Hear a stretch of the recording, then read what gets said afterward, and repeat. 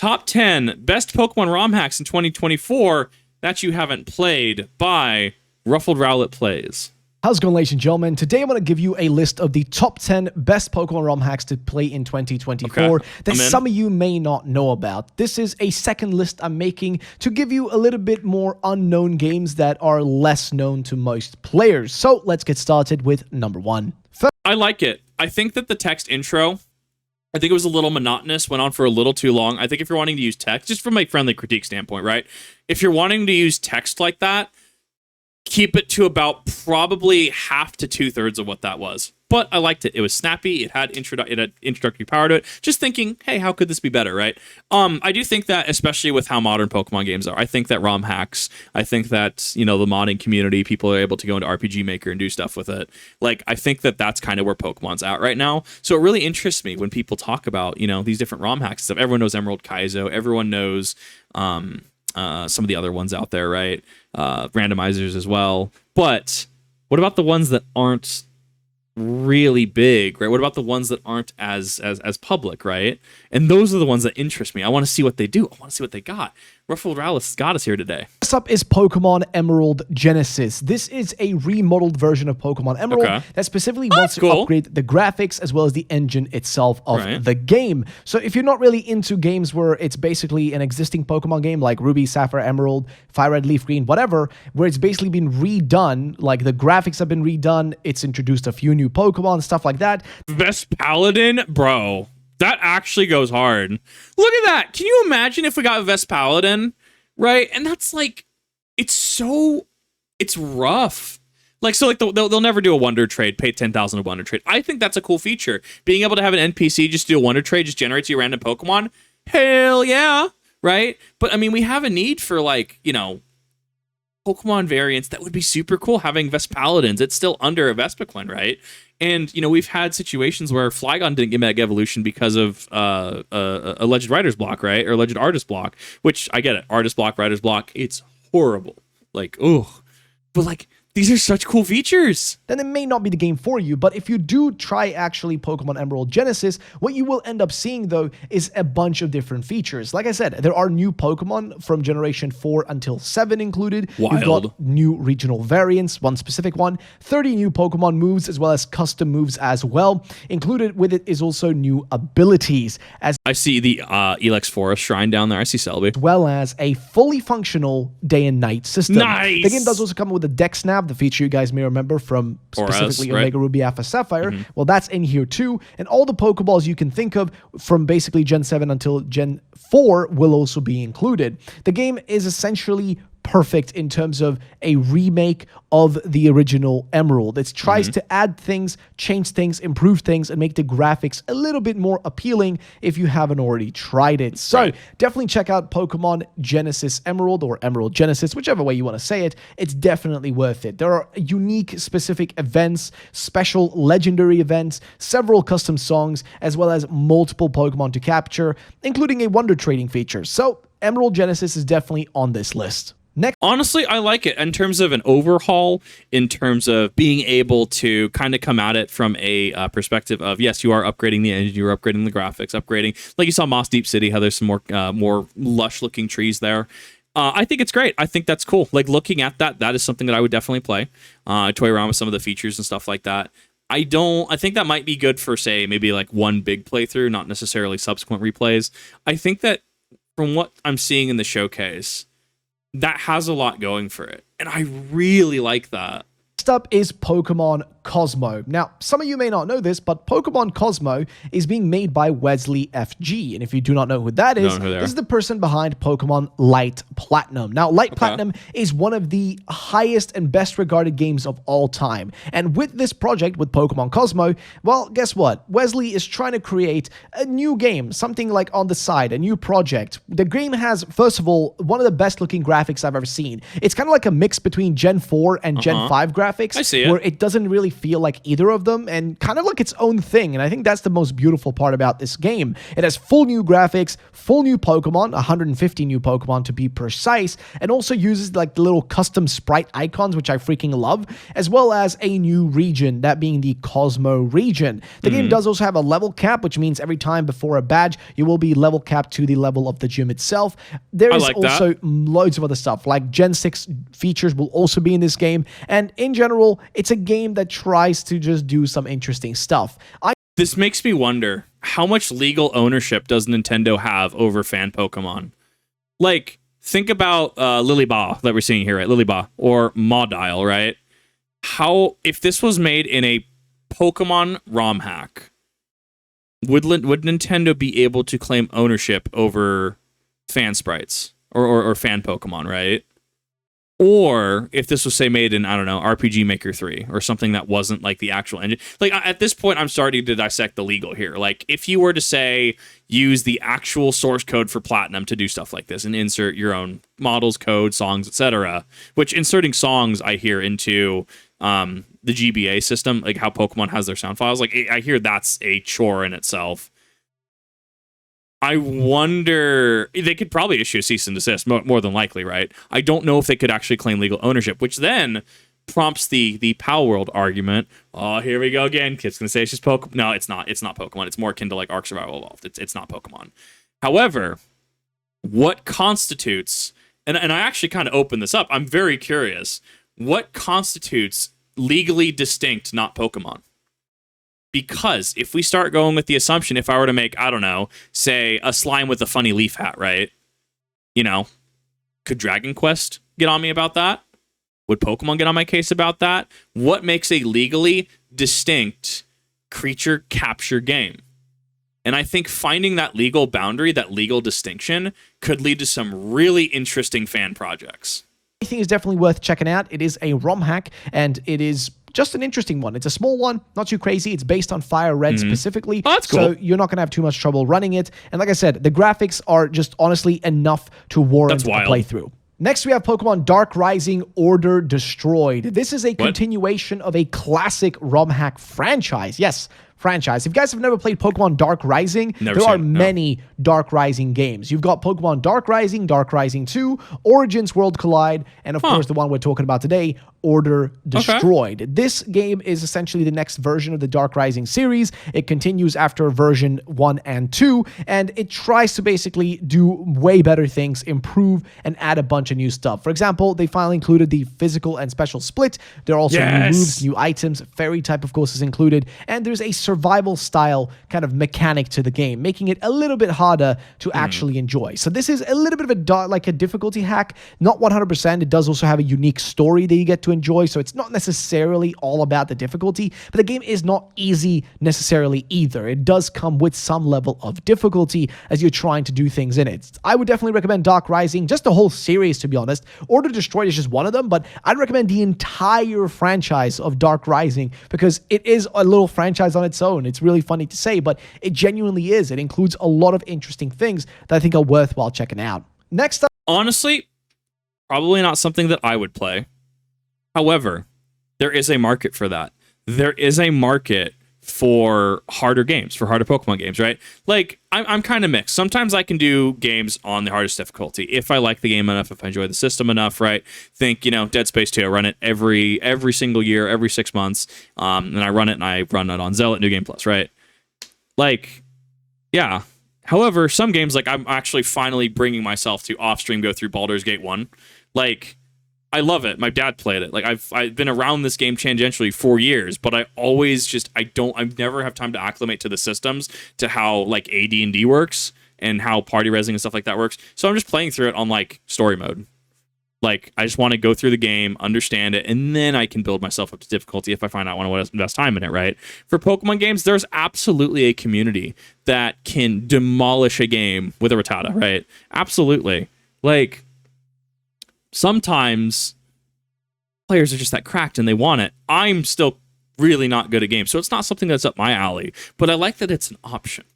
We have a strange game that most of you probably do not know, and that's Pokemon Achilla 1 and Pokemon Achilla 2. Okay. Now, what are these games? Well, they're basically ROM hacks made by Japanese users. This is actually a set of Japanese ROM hacks. I would say that they are, well, a little bit hard to play because of the fact that they don't have English versions. You're going to struggle to find them, and I don't really know if anybody's gone through and actually made them, but the games themselves look really cool. They have a strange story that, well, you're going to have a hard time understanding unless you can translate it or if you speak Japanese, but I think it's worthwhile checking out anyways because it's a unique game. It's from a different culture. It's trying to do something differently than most of our games do, and even the art style, like the actual Gen 3 graphics they use, look different than the ones that we're used to. Like, they don't actually look too similar to the ones you see in your regular ROM hacks that you play every day, and that's kind of what makes this game an interesting one. I think, again, you should check out Pokemon Achilla. It's just a, again, unique game. It's different. It's its own thing. It feels different. It looks different, and honestly, it's a worthwhile try. Definitely check it out. Give it a shot. Again, it is a weird game. It is different. It's not exactly what you might be expecting, but I think it's worthwhile checking out anyways because it's just a unique experience. Honestly, get my Japanese skills up. I might do it. That might be interesting, actually. That might be really interesting to try out. I'm curious what it's trying to go for. And I like that even the JP side of things is starting to get on these ROM hack versions or starting to get into these, whether you're using maybe RPG Maker and the tile sets to make them, right? I'm very interested to see how that performs and how that goes and if that's going to spark more. I like that we have we're spoiled for choice. Next, we have Pokemon Aquamarine version. Jeez. Now, here's the thing about Aquamarine. See, this game is essentially not one game, but multiple games. So you have not just one, but you have essentially almost 7 games in here. You got Pokemon Aquamarine, Pokemon Opal, Topaz, Garnet, Amethyst, Onyx, Turquoise, Quartz, and Zircon. All of these are basically like just multiple games at once. Now, what are the differences in the versions between the different games? Well, mostly some are aesthetic differences. So they would kind of recommend you just to choose what version you want based on the evolution that are related to it. The actual story of the game is kind of a weird one. A player character is... That's Michael from XD. Having a strange dream, a ghostly figure will actually appear in the Ilex forest, claiming that the player has now turned into a Mew. So yes, you are playing as a Mew, and basically, if you choose to play be the guy character, you'll be the regular pink Mew, but if you choose to play as a female character, you will be a shiny Mew, which is kind of a neat little detail. Interesting. The game actually features a new region based off of South America, so shout out to all the South Americans out there. Definitely cool. You guys get to have a sick, region based off of your, part of the world. You also have new sub-regions based off of Hawaii, Galapagos, and the Antarctica in this game. You have that is the same asset as what Naval Rock Ho-Oh, right? That rock. Sci-fi story which has diverging plot lines depending on which gender you choose to play as in the game, and there's also 411 species of Pokemon to obtain that you can actually get, and there's no necessity for trading. Overall, the game has an obscene amount of actual things in it. Like, there is so much in this game to do, see, enjoy, and that's kind of the fun part. And like I said, there are multiple different versions, so you get to enjoy many different versions of this game in multiple replays. Like, you don't have to play just one. So Aquamarine is definitely one worth to try because it's almost like 7 different versions in one game. Like, it's crazy, but definitely give it a try. Aquamarine is definitely worth it. Now, this next game is a more recent one, to say the least, but it is also the funniest one. And it's called Pokemon Castform Killed My Father. No! Now, this is a Spanish game, which, again, it might cause some issues with playthroughs, but I still think it is funny. Now, why do I think it's funny? Well, because the name of the game is quite freaking hilarious. Like, the fact that it's called Castform Killed My Father is funny. The second thing is that the game includes like weird, like, goofy adult jokes. It is a bit of a meme game, to say the least. There is some 18+ stuff in there, so keep that in mind. There are apparently 6 complete regions in there. Pokemon from the 1st until the 9th generation, so yes, some Scarlet and Violet too. Also including Pokemon from the latest DLC, so even that's there. You got Mega Evolutions, you got Z moves, you got Dynamax, plus raids. Even Terastallization is in the game. They also include a reworked battle system in case you enjoyed that. And of course, a bunch of cast forms. Like, the game is of course all about Castform because Castform is clearly evil. And that's what the game is all about. One day, several years ago, your dad, the champion of Kanto, well, basically investigated some strange criminal activities, and in the process, well, he kind of came upon the ultimate weapon, Castform. And yeah, that's where the story begins. The game I'm kind of getting like Yume Nikki vibes from this. Like straight up like JP pixel horror game, actually. Game is crazy. It has 6 regions, which is in its own nuts. Okay, that's so much to do. That's so much to explore on its own. So I would just say, please give it a look. Please give it a try. It is going to be worth it. Next, we have... Honestly, probably not something I would play. I like the passion and effort put into that. Not a huge... I also just... It's so weird. I have such an aversion to gore, body horror, etc. Unless it's done in like a Resident Evil or Dead Space kind of way. Like... Gears of War starts kind of towing that line of acceptable versus not acceptable to me. Like, in terms of, like, what I like, right? People love Gears. Gears goes hard, right? Gears of War. Like, I don't know. I don't think that's a hit for me. I like that it's a thing. I like it. It caters to a specific audience. And I think it's definitely going to be someone's game, though. Pokemon Azure Platinum. Now, this game is a little bit different. The game is both in English and in French, so don't be worried. You can actually play this one in English if you do struggle with that. But keep in mind, here's the fun part about this game. It is a hack of Diamond and Pearl. That's the craziest part, or I guess Platinum if you want to put it like that. But what have they done in this game? Well, it is something interesting. They've tried to change the story and stuff that happens along the way. So, for example, new characters and story arcs that will be present in this are from the Pokemon Diamond and Pearl anime, which will be added. You'll meet new characters of Diamond and Pearl's anime. You'll participate in a new tournament inspired by the anime. You'll also meet key characters of the franchise that didn't appear in the original game. You'll also see post-game that's largely now been expanded. You'll be able to, participate in the Operation Azure, in the Sinnohan equivalent of the Delta episode, basically. And you'll also be able to go and battle Arceus as well. So there is a lot of interesting stuff with this game. It is a different take at Diamond and Pearl. So if you want to have a different experience with it, this will give you that. And if you love the anime, guess what? You'll see a lot of characters that are familiar to you in this experience. Now, this game... Honestly, I would probably pick that up. That's something that I could probably play. Have a good time with. Some of the anime references, because my Diamond and Pearl anime experience is a little... Man, it goes over my head. I watched when I could, but, airing time got weird when I was in school. That would be something that I could pick up and have fun with. I totally think that's worth it.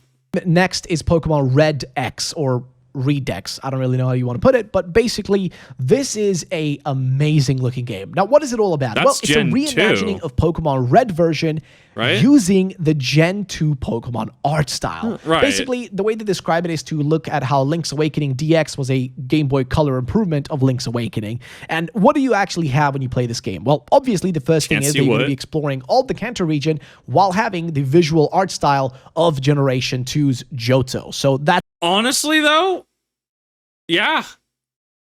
Because, we technically had it, right? Like, in GSC, Gold, Silver, Crystal, we got to go to Kanto and Post, right?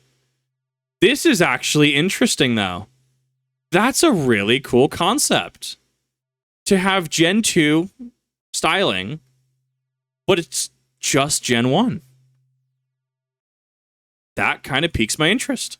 It's going to be one of the first things. The second one is you're going to actually get to experience new events and even characters during this journey. You'll notice that certain characters and events will be different than what you remember from regular Red and Blue. But again, it doesn't end there. Kanto's also received a facelift, so you'll be seeing a lot of places that have just improved textures, improved graphics, and stuff like that. There's also an expanded regional Pokedex, including even Pokemon from Generation 8, which is kind of nuts, and even some fake Pokemon, like the stuff from the Gold and Silver beta versions, which never came to be. There's also so much more stuff going on here. In general, the general plot of the game should be the Pokemon Red version plot, but there is still some other stuff in it. The game is also 95% complete, which means it is playable, and only some post-game side quest stuff needs to be finished. So definitely give this a try. It is a unique game, and it's a different... Look at that Slugma model, though. Dude, that goes so hard. Kind of game. It's something that I don't really see a lot of these, and I love it when people go out and create some really interesting new ROM hacks. Oh, 100%. Next, we have the... That is something that I would absolutely play. That is something that is very interesting to me. Pit, or, well,